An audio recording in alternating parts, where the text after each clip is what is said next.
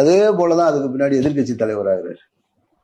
எதிர்கட்சி தலைவர் ஆனவுடனே அவருடைய வீட்டுக்கு நான் இயக்குனர் சேரனும் போறோம் அவரை பார்க்க. மண்டபத்துல 27 எம்எல்ஏக்கள் காத்திருக்காங்க. இவர் அவர் நினைச்சிருந்தா அங்க போயிருக்கலாம். எங்களை உட்கார வச்சுட்டு எங்ககிட்ட பேசிக்கிட்டே இருக்காரு.